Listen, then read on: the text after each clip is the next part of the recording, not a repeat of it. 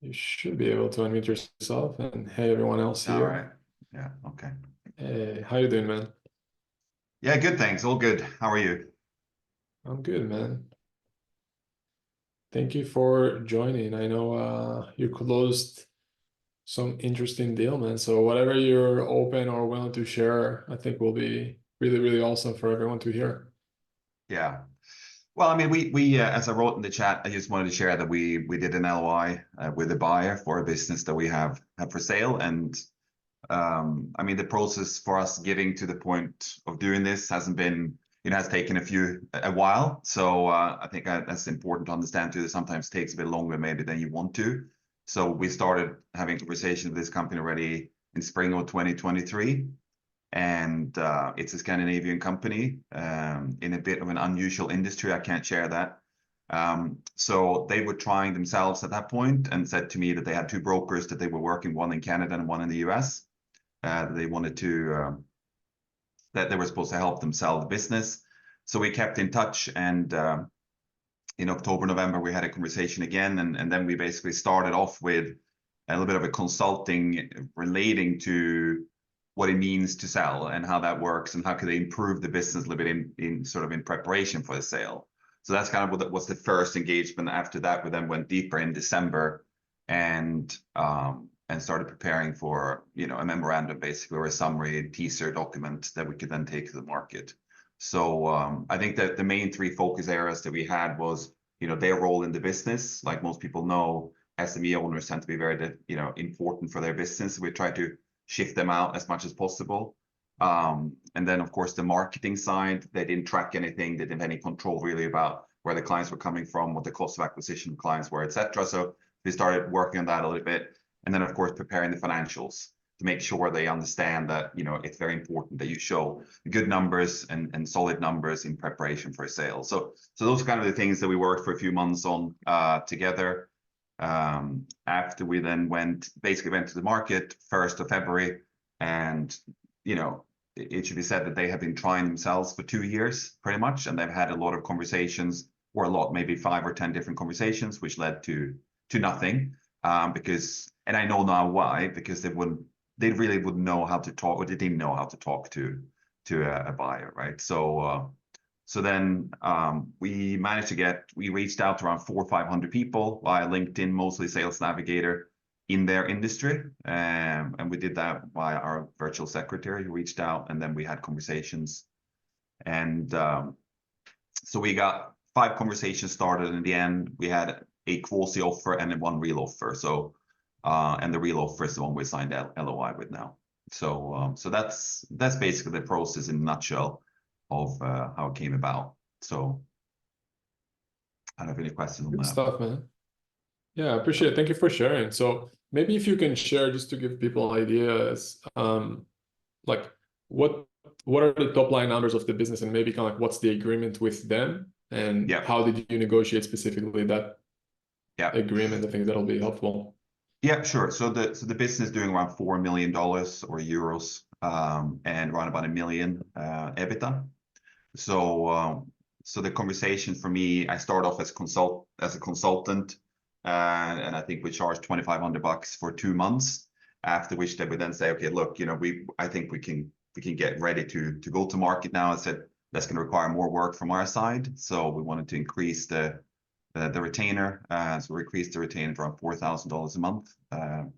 And what we did then is, like you're suggesting in your training, that we kind of offsetting that against the fee that we're going to be charging in the end as a commission. So we're charging a commission of, I think is 5% in the, at closing, and that will offset the cost that we've incurred during this period then. So in terms of the deal structure, I mean, it was a bit unusual because most businesses you probably see, all you guys on this call, trade on an EBITDA basis, but this is a listed buyer. So the listed buyer wanted to trade on net income. So this has been a bit of some discussions around, because effectively they're looking at after tax profits, cash flow that they put a multiple on, and they put a 3.5 times multiple on that, on the deal at this point.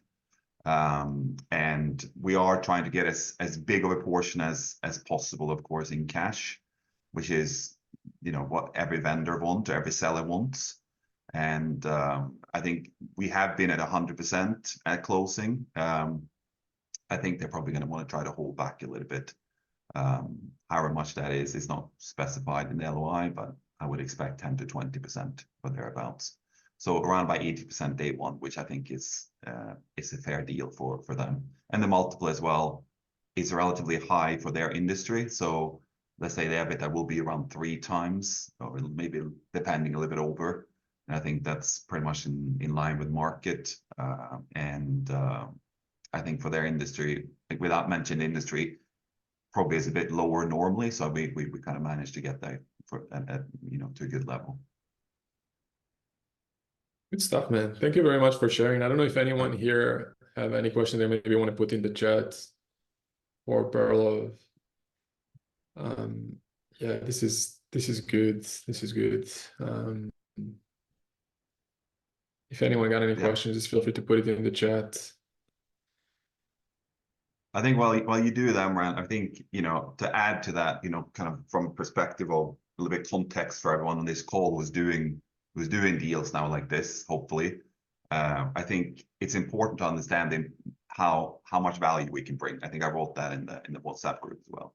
So for these guys, they spent almost 2 years of their lives trying to sell the business that they think is great, and it is actually pretty good business. The reality is they really don't know how to do it. So they don't know how to speak to the buyers, they don't know how to find the buyers, they don't know how to negotiate with the buyers, they don't know how to present the financials, they don't know how to talk about their business in a consistent way. I mean, I can go on and on and on. There are questions almost every day. It doesn't take a lot of time, but you know, there's a quick question: how should we do this? What should we say here? What should we do now?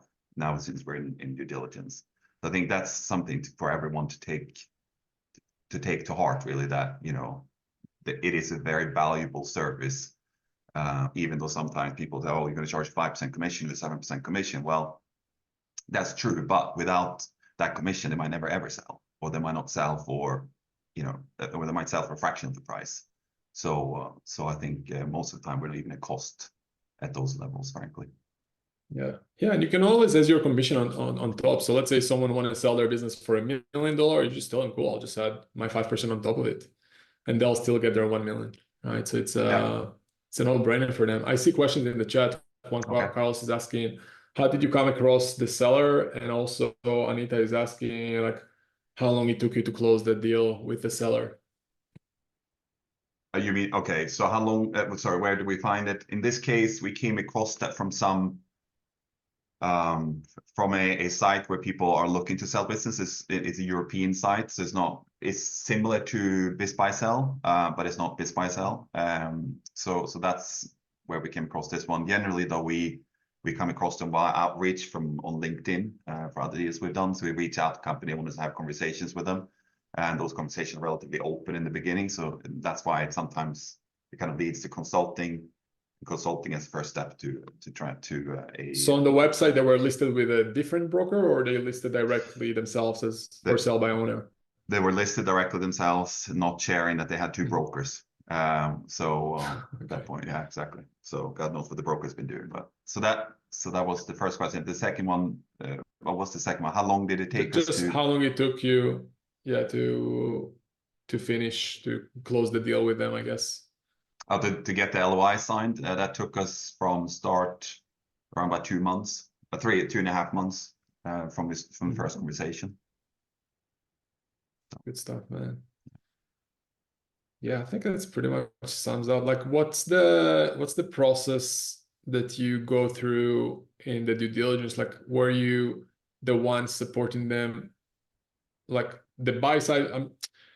I'm trying to see if it could be helpful if you could share maybe the process that you have in mind or had in mind during the due diligence. Like, did you support the buy side as well as far as legal introductions or banks introductions or whatever? Or we're not in this case. We're helping them.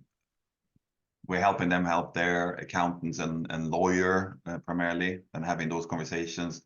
The buyers are taking care of things themselves as a listed entity. They know what.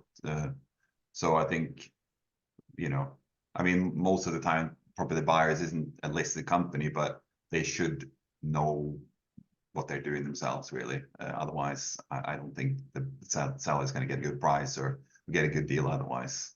Anyway, so in this case, we're not helping the buyer. Yeah, I think that's all the questions I have on my mind. I mean, we talked about all. Do you have any tips for negotiations with the seller, maybe, that you could share with everyone? I'm just trying to make sure we cover everything, Yeah, just to make yeah. sure that we're not missing anything. You mean when you're trying to get the mandate? Yeah. Yeah. Well, I think. I mean, I think it helps. I do think that, you know, it depends on the seller how eager. This is like when you look into buy a business, everyone knows that if you find a motivated seller, you know, it's going to be much easier to do a deal. So it's a little bit the same here. That if they have been trying to sell or been looking to sell for a couple of years themselves, it is much easier. So if you come across them the first day they're looking to sell, there might be a bit more resistance. So this is kind of what we're having a bit of a consultative approach in the beginning and say, hey, you know, have you thought about valuation? Why is the valuation, you know, talking maybe about how the market looks like, and then these areas that I mentioned earlier, you know, their role in the business, etc., and talk about certain factors that's going to help them increase the value. And one side of our business is actually doing that with a software, which I don't want to share here now. I haven't talked to you about that more. And so we kind of have a service around that too, where people can work with us for a year or half a year or 2 years even to kind of drive the value of the business. So that's sort of a little bit of a soft entry. But if a seller wants to sell, I think, you know, there's a script in the training, and I think that scripts work well. It's about asking questions, because the more questions we ask, the more things they're going to tell us. And really what it's about in consultative selling is to find out what they want to do after, why they really want to sell now, why it's sort of urgent for them now. And when you have that, that's the ammunition to kind of go and say, well, look, we talk about their future life, we talk about what they're going to do after, and we're going to be the one to bring them from point A to that future. So really that's kind of, you know, what I would suggest to do. Yeah, thank you. I think CTN is asking, if you don't mind answering, what type of conversations did you speak with the brokers that were in place? Did you have any conversations with the brokers, or you just like? No, never talked to brokers. I try, because, you know, I don't like to use negative selling it against other people in terms of trying to get a you know, mandate or a job for us. But I told them, look, you know, what, just asking the question, what have you received from them? And basically, they haven't received anything. But clearly, they charged me a fee. I didn't even ask what the fee was, but likely anywhere between $2,000 and $5,000, maybe more. So it's relatively easy to say, look, you know, what we're doing is we're helping you, holding your hand throughout this process. And you know, it's very different. We are not a broker. We're kind of, you know, it's a very different function that we filling than what a broker does normally, at least. I'm sure there are better brokers out there too, but they tend to be quite passive. Yeah, I mean, like you said, the fact that the seller had to list themselves on the website while having a broker, like, Yeah. what did they do, right? I don't know. I mean, I don't know if they've done anything. Maybe they sent a couple of emails out, but as I said earlier, I mean, I've been a bit surprised, but you know, this is a very international. I don't know how to phrase it. I can't talk about the industry. So that is an up and coming industry, which is relatively new, and it's not clear rules around everything, which is why I can't share it. But that's why they've also been looking in the US market. And I think that the thing here, the realization has to be as well, you know, we did 400-500 outreach. So we didn't do 30. We did over 400 to 500 outreaches to people. And, you know, we managed to get like 5 conversations going. And I actually picked up the phone and called potential strategic buyers directly, got them on the phone and asked them if they were interested. And so I think, again, this is something to bear in mind, to put it in the rucksack when you go and have a conversation, that look, you know, we do a lot of work for you, And from experience, we're going to have to make maybe hundreds of conversations or hundreds of outreaches to be able to get to a point where we can sell it, because there are millions of businesses for sale every day. And this is what people don't realize half the time as sellers, that they think they're the only one selling, in this country or in this region or whatever today. But that's not the case. So, yeah. Yeah. Did the two brokers that worked and Anita, I'll get to the dual representing both after. I just want to make sure we cover all the questions first for specifically that deal. But did these two brokers have a current agreement with the seller? If they had any agreement, like an exclusivity with them, or how did you kind of like went through that? They didn't have exclusivity, and this was a bit of a talking point, because when we went into exclusivity, because we worked for a couple of months without exclusivity, and then in the end I said, look guys, we have done all these outreaches, so we're shaking the trees here, and I would be surprised if you just get someone calling you one day because we've reached out to so many people that in the end someone else is going to use, oh, did you hear about this business, by the way, because they're in the industry. So I said, from here I really want exclusivity. I said, otherwise I'm not sure we're going to be able to do this anymore. And then they said, well, there was some issue with the length of the contract, so they were a bit concerned about that. But I told them, look, those are not exclusive agreements that they had. So it's going to be really difficult for that broker to say that, look, we've introduced you to someone, we're going to charge you a fee for it, when they haven't. But it was a talking point. It was something that came up in discussions. And the two previous brokers, I guess they didn't have any exclusivity. No, there was no exclusivity. Yeah, okay. Maybe you want to share your thoughts on Anita's question. I can share after mine on representing both buyers and sellers. How did you view that? Yeah, I think that in this case, actually, what we're doing is, as part of this outreach, the guy that I'm working with another intermediary actually now on the buyer side, because as I said, they're listed, so they have teams around them as well. So I'm working with him, and I mean, I think it's very difficult to stay neutral and advise both the buyer and the seller. I think that's really difficult. So let's say I'm quite interested in going to larger companies now and getting buyer mandates, because I think that will be quite attractive. But the way we will do that is basically saying, look, we will be advising or helping the buyer, and if the seller wants advice, they're going to have maybe a broker or another M&A advisor or something to. Otherwise, I feel like it's a very big potential that we're going to do something we shouldn't, or someone does something they shouldn't, and I don't think it's fair. So it's too much money involved, too many lives, an owner's life in the balance, basically. So I don't think that works.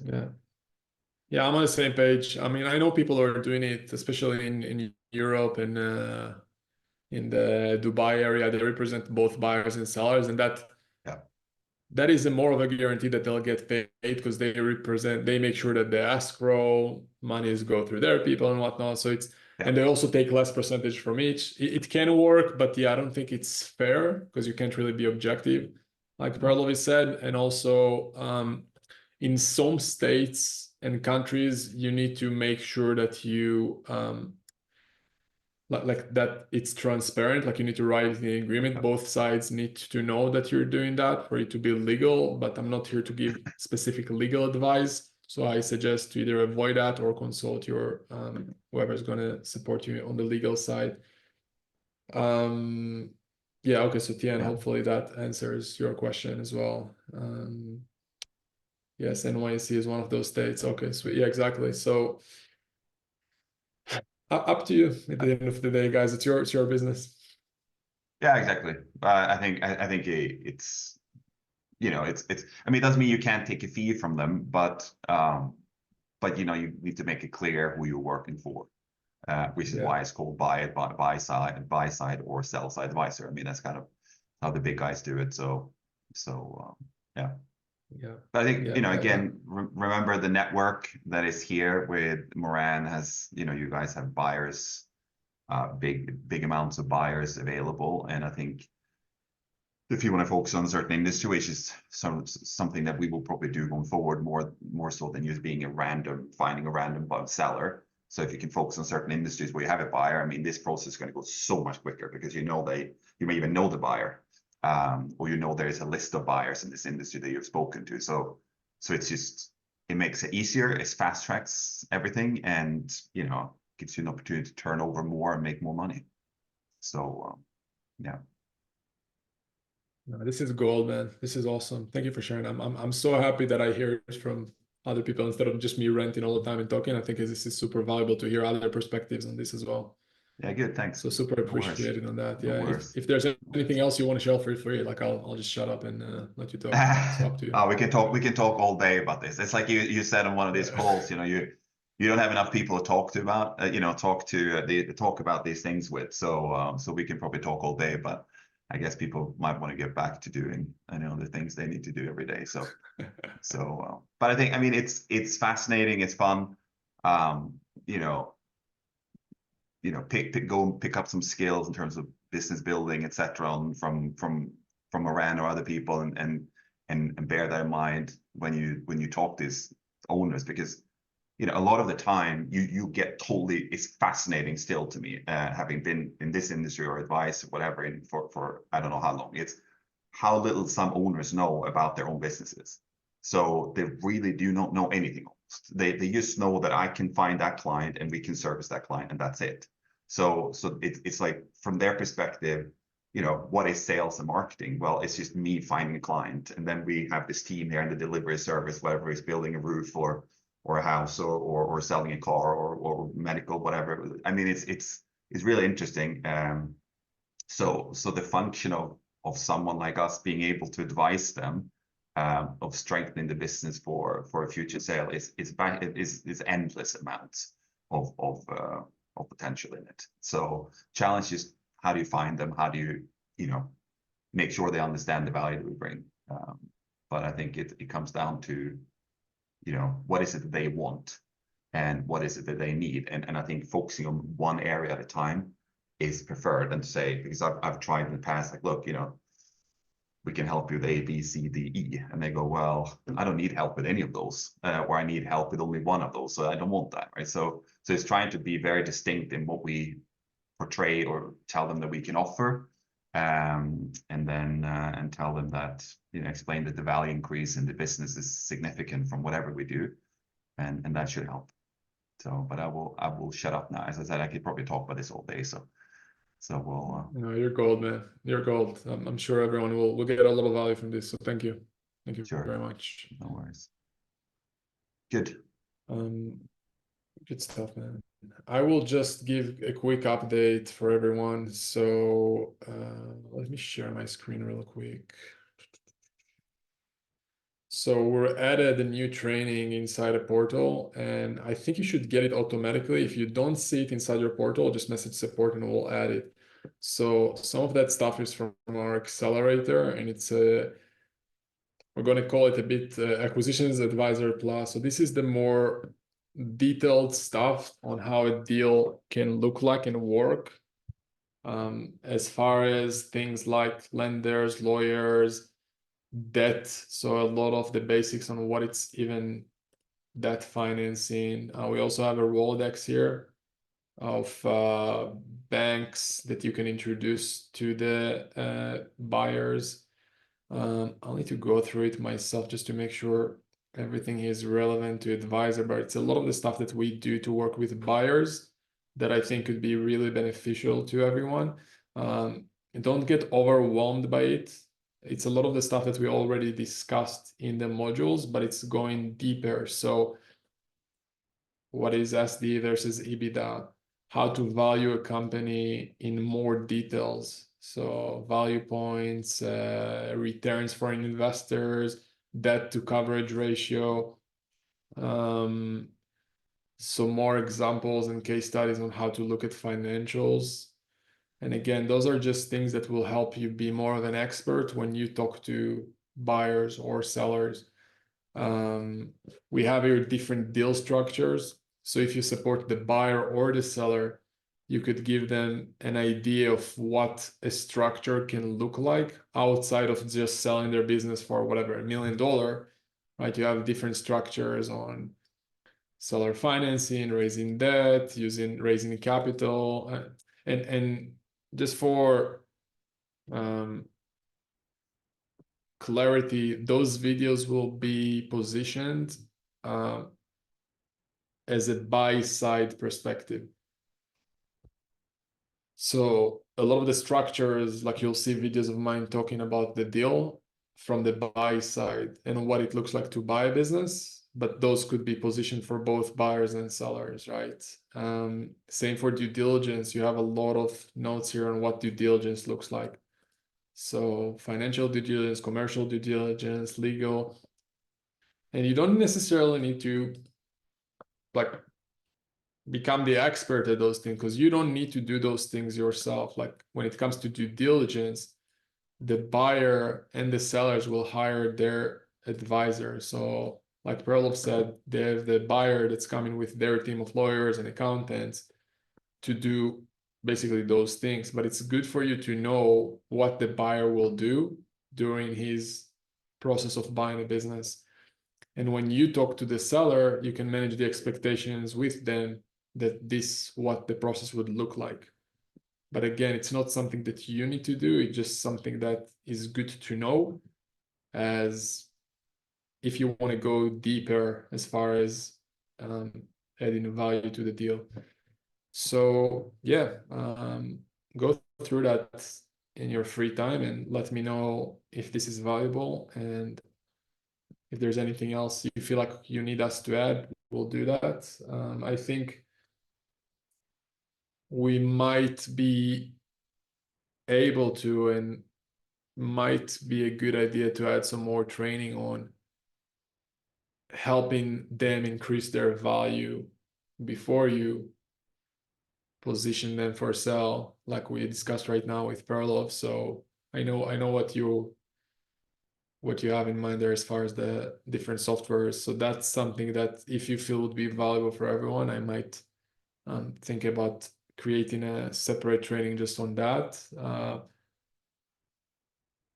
Yeah, but at the same time, I don't want to overwhelm you guys. Like in the end of the day, you want to keep it simple. Like we need to talk to buyers, talk to sellers, introduce them, right? Everything else obviously is good to know, but keep things simple. You need to do the work. If you're not talking to buyers and sellers, you won't get results. Like you can be the expert at all those things, but you need to talk to them in the end of the day. So that's the update on my end. Now I'll just open it in the next few minutes for any questions you might have. And yeah, we can end after that. I don't think I have any other updates. Let me just check. Yeah, so if you have any questions, guys, just raise your hand virtually in the Zoom at the bottom and I'll just unmute you.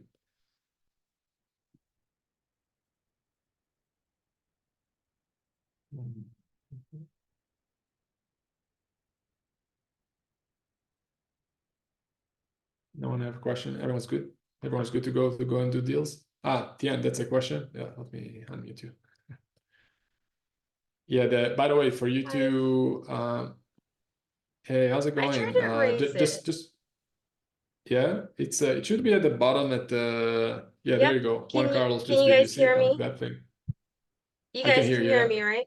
Oh, okay, perfect. Mhm. So, do you remember how last week I told you guys about how I got in touch with basically a farm, but I was speaking to the realtor to figure out what was kind Yeah. of going on with this one farm?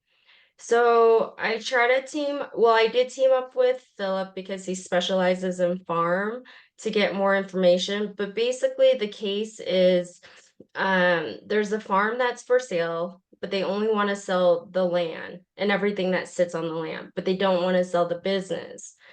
And so Philip came up with a whole bunch of questions so I could get more details about like the business operation on the farm. So I sent off the email that Philip had kind of outlined for me about like what I should be asking in the eyes of a farmer investor. So I sent that to the realtor. I still haven't heard back, But hearing Peralif's story today, do you want to bypass the realtor and try to speak to the owner? If you're because the owner, I don't know why he doesn't want to sell his business. So there is a huge question there. Um, and but It's I not. think it's a pretty profitable business from what we could tell on the outside. But again, that's only from the outside. It tends to be that farmers could, I mean, they could rent their land. So I'm not, it's not clear what it is that he wants to own and what he wants to sell. But it seems like it could be an asset sale. So basically, you're selling, you're selling the land, as you say, and the stuff, and they're just going to continue to live there basically. But whoever's buying it can run the farm, and then there is basically a profit split. So that sounds like sort of the way it could be. But I think definitely if you I mean, I don't know if they're going to feel like you're stepping on their toes if you circumvent them or if you go around them. But if you could, I would just to see if you can get that conversation for sure. So So we did ask the question to the realtor, like, well, why is the business owner like selling? And so I guess like he wants to retire, but okay, yeah. he So doesn't want to have anything to basically do with the business. But he said if the farm goes under contract with you, then he's willing to basically talk to you. But that's the realtor saying that. So should I take that as face value of like everything the realtor is telling me? Because I didn't hear it from the owner what happened. But then again, I'm uh, making up imaginative things, right? If I well, say, I would try to speak to the owner because the you never know what the realtor wants. He wants something out of it in one way or another, and likely, and that doesn't necessarily have to be in line with what the owners want. So if you speak to the owner and say, hey, I had this conversation with the realtor. I don't want to step on their toes, but would you mind having a chat with me? Most likely, gonna say, of course, because they want to sell. So and then okay. they can try to clarify just what's going on, and so that I don't think should be a problem.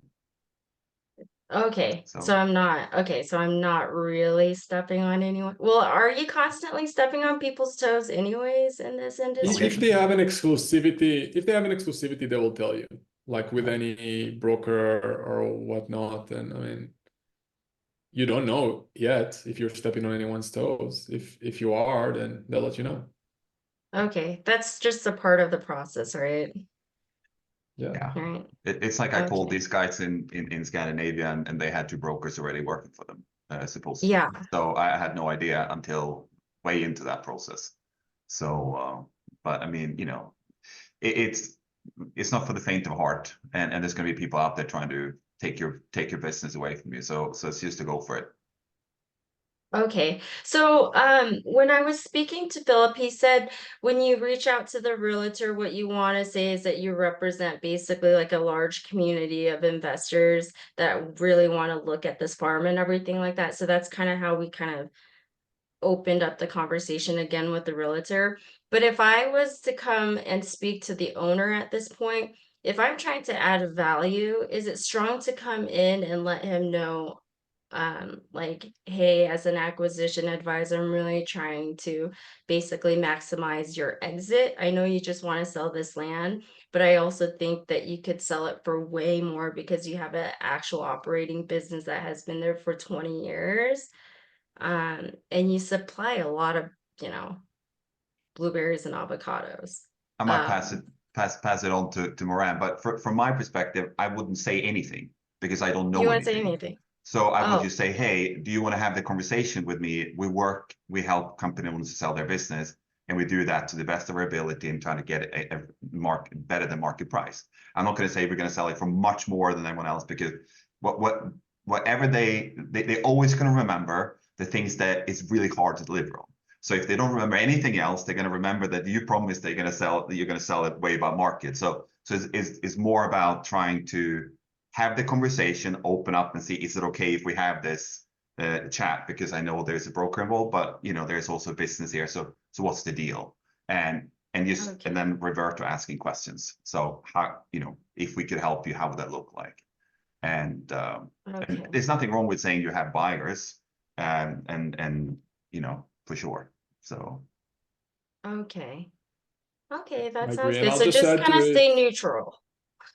Yeah, and check the script in the program, because I think that will help you position the work that you do versus the promises on results that might or might not happen. Because in the Mm, script, you say there, hey, I'll help you find, I don't remember the exact words in there, but right. let's say you work with a buyer, you tell them, hey, I'll do LinkedIn, I'll do email, I'll do social media, whatever. I'll do all that work to find you businesses to buy, or buyers to buy your business in your case. Show him that you're going to do a lot of work, and you might get him in front of hundreds of buyers or one buyer, and they might offer $1 billion or nothing. But it doesn't Mm, change the fact that you're going to do your efforts, and it deserves a payment. Ideally, retainer, and obviously a percentage of whatever you bring to the table. mm. Okay, that sounds good. Thank you, guys. You got it. And Philip, I know you're around there. If you wanted to add anything, you're more than welcome. I saw your message on WhatsApp. If you're busy, all good as well. Yep, you're on. You wanna add something on it?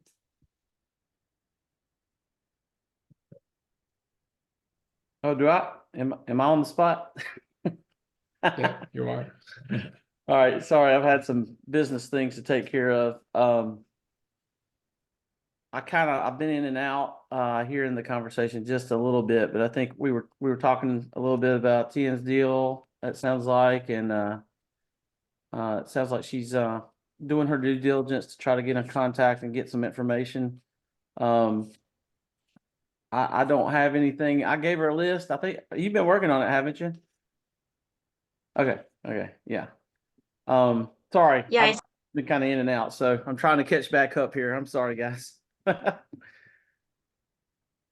good. Yeah, you should be able to unmute oh, you yep. later. Yeah, so Philip, I had sent off that, all the questionnaires that you had kind of outlined for me about, like, from a farmer investor's point of view, this is what my investors are looking for, ABC. I sent that off. But I did let them know, like, hey, I'm representing a large community of farmer investors and they're very interested in it, but they also want to know about the business operations, and here's what they would like to know.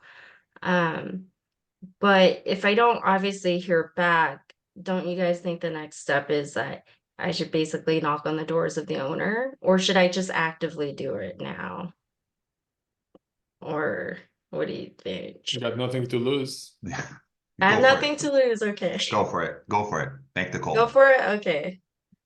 Yeah, All if right. you can find a way to find out somebody that knows them and have a soft introduction. Maybe you find that some kind of connection in the community, and then have a soft kind of connection there that might help you a little bit. And then I think the whole deal, just my idea of that deal from what I saw, it probably wouldn't work without the business to support it. Most people that are going to want to buy that deal are going to want to buy the business with it. So if he's not interested in selling the business, I don't see where it would work. And I mean, it's hard to know what he really thinks, but if he's trying to just see what kind of deal he can get, if he's just trying to do another 1031, or he's trying to, he's just trying to put a feeler out there, then obviously he's probably not too motivated to sell it.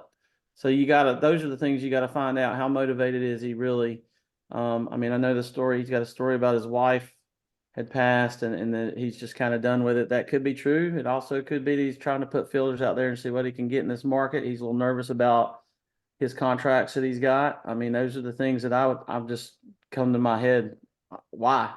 The questions are always why. So that's my main things. Is just as you're going into this, you need to see what his motivation is and see if you can pull that out of him. Okay. So just a lot of investigation, basically, and a lot of questions, like you guys were saying, that needs to be asked to the owner, to the key business person who handles the selling.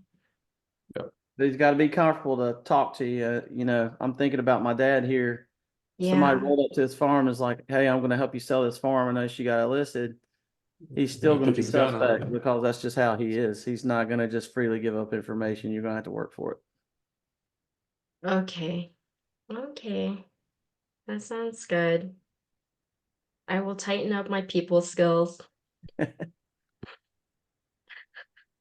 stuff. Thank you. I'll unmute Juan Carlos. I see you raise your hand as well. Let me unmute Hey, you. can you guys hear me?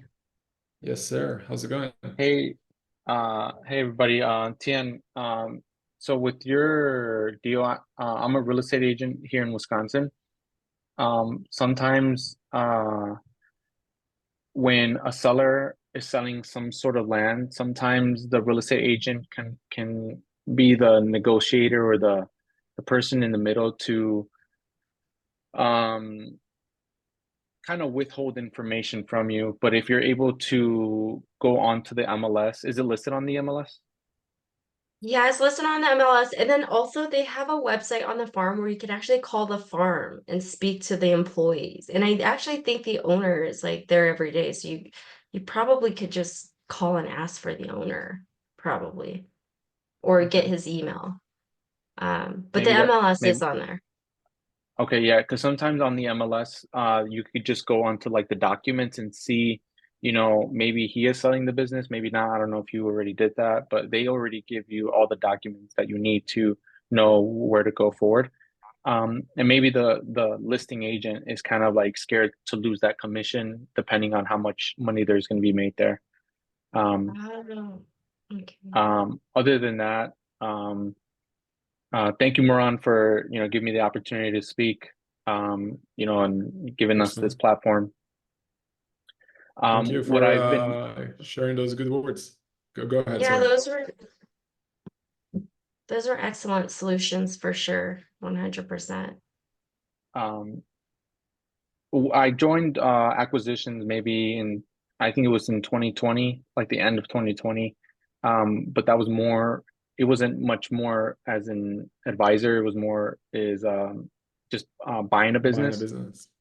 I never Yeah, knew we've been the having possibility advisors of by buying it. here. And I rejoined maybe like 2 weeks ago to be an advisor.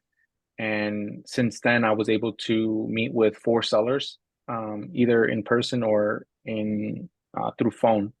And I just been going down. I think that if you keep it simple, it's a lot easier because then you ask less questions when you're looking at the information yourself. And so I really was able to get 2 businesses to give me their financials. One of them was a grocery store in Wisconsin, really popular in the downtown Milwaukee area. And I'm working with Tyler Hinkins, Hinkson, Yeah. something like that. Mhm. Yeah. And then him and I, we are teaming up to basically, I'm the person that's talking to the sellers and just gathering all the information to see if it makes sense for him to buy. And he's also helping me to look at the financials, making sure that is it a profitable company basically or business. And so the grocery store was losing money ever since they bought it in like 2021 or 2018. But I really like how your process is really simple and really easy and really good to follow because with I've been using the script of the seller's script to like ask them questions. And I think Mhm. that's really easy to follow because honestly, I'm letting them talk, the sellers talk, and it's much more easier for just being genuine and listening to their problems and their frustrations, and seeing if you could provide a solution. And then how I got those 4 sellers is one was on Facebook Marketplace.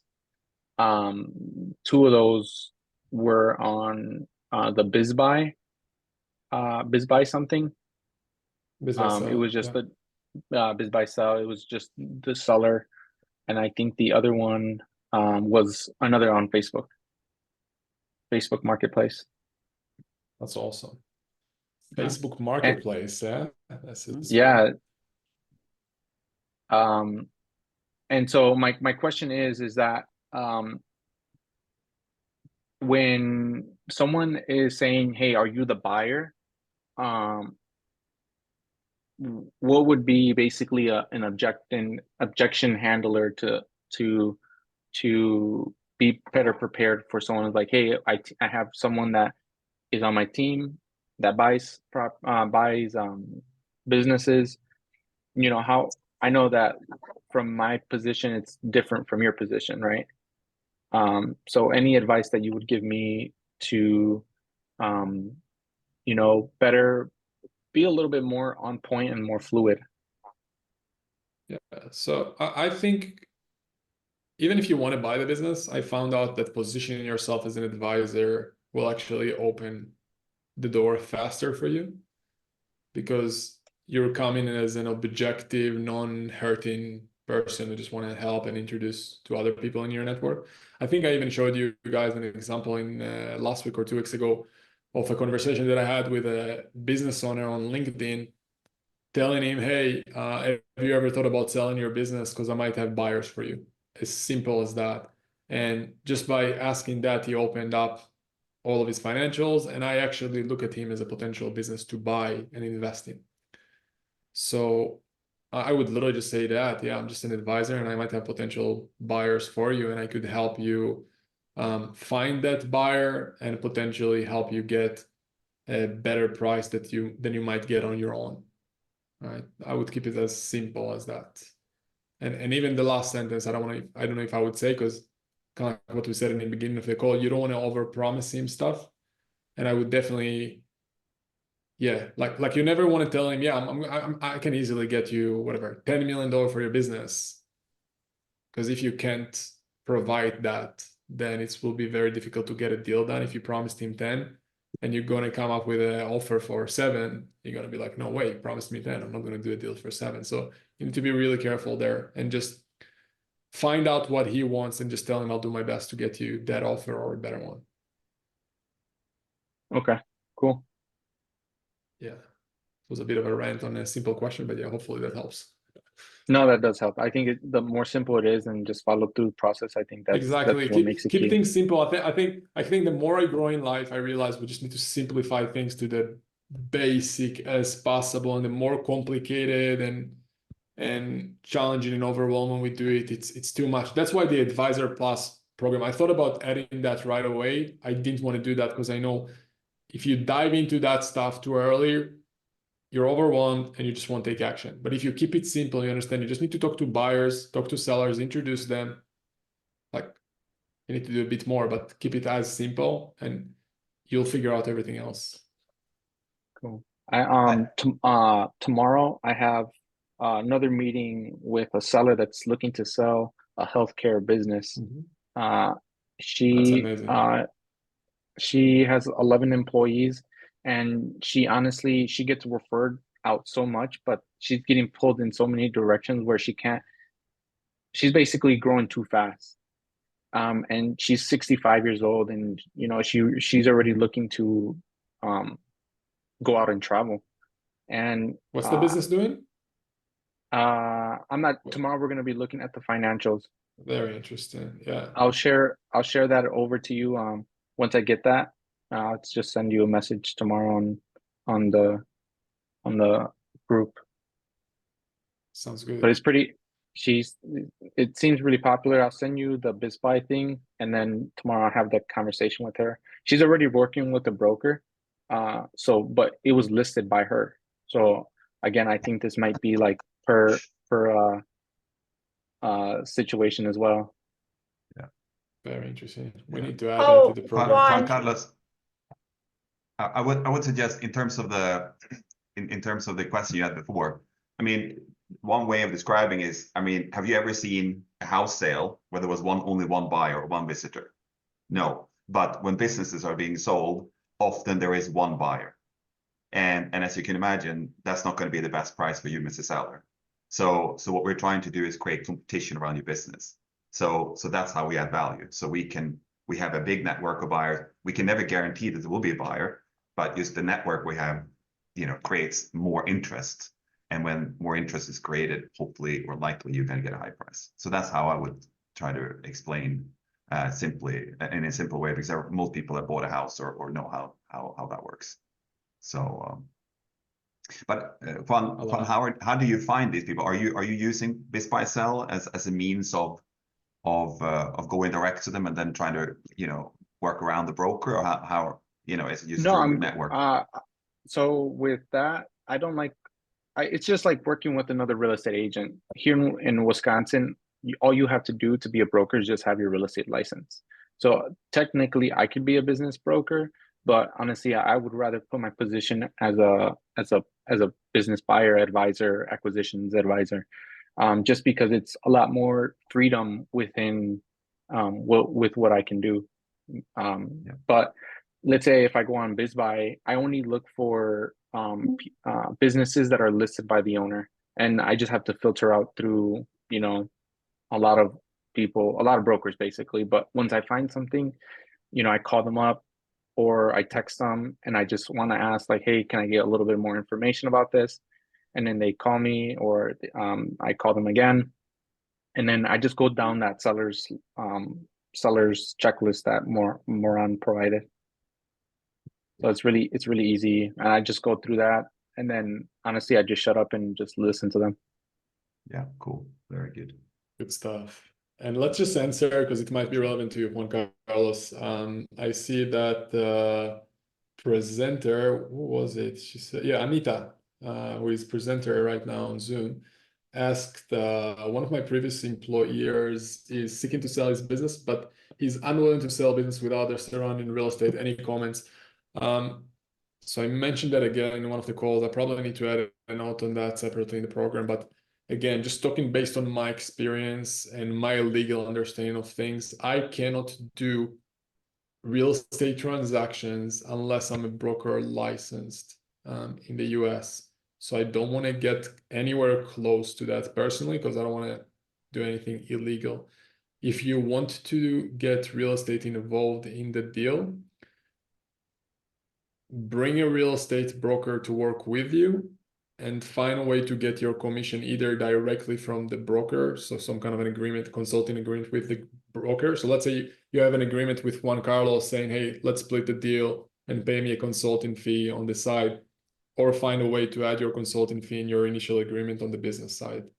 That's how I would do that. But Juan Carlos, maybe you want to partner on that deal as our in-house real estate broker. Yeah, if I'm not the right fit, I can always, depending on the state you're in, I could always connect you to the right person, and we can go from there. Because I'm only licensed in Wisconsin. I think within the next year, I'm looking to get licensed in Florida. And so, I mean, if I would say first have that conversation with them, and then from there, just see what you can get. And you both, are you in the WhatsApp group, Juan Carlos? You do, you said you do, right? You are there. I'm not in the WhatsApp group. I'm just in the acquisitions global. Global. I'll send you the WhatsApp group, because yeah, we're not really using global for the advisors. And Anita, just post in the WhatsApp group if you feel like you need help from Juan Carlos, and you guys are welcome to collaborate on that. I'll send you the WhatsApp group link. I'll send everyone the WhatsApp group. I'll put in the chat. Sorry, go ahead, Perlo. No, I think Juan Carlos, the way you described it, 10 seconds of the first, you know, part, this woman that has so much business and she's pulled in all kind of directions. This is sort of a little bit of the in beginning of the conversation that I was talking about. For her to sell the business, it becomes really challenging because no one wants to buy a job. So our value add there is huge, because we can start by having that conversation with her that, look, you know, you might have to redo a few things in your business, and the business might double in value, or the growth might double, because, you know, or maybe don't say that, but, you know, it can have a significant positive impact on the business, because she's just running around like a crazy chicken doing too many things. And if she is very profitable, if she has a lot of growth, I mean, you know, first phase helping them, and Moran will probably do some nice videos. I might share a system we're using for it. And it's sort of, yes, we don't want to complicate our lives, but it depends, you know, it might be not possible to sell the business because she's so central and so important for it. So in that case, you know, it could be, if that's explained to her in a good way, it's almost a double whammy, because we can then help her for a couple of months first. You make some fees on that, and then as a second step, sell the business. And then normally the business value will significantly higher. So, and she's going to be mega happy with that, of course, because she can see the difference, and she can probably see the difference in the time she's spending every day, etc. So, yeah, just another viewpoint on that deal for you. Good stuff. Good stuff. All right, everyone. Super productive call. Thank you for everyone who participated today. I appreciate you all. I think this community is becoming really, really powerful. So I really appreciate everyone sharing and collaborations, and hopefully all of you are going to do deals with each other very, very soon and make tons of money and have fun. So thank you very much. Yeah, keep me updated. Anything we can do better, let me know. I want to make it super awesome. So thank you very much. I'll see you all next week. Thank you. Bye. Thanks. Bye-bye. Bye-bye.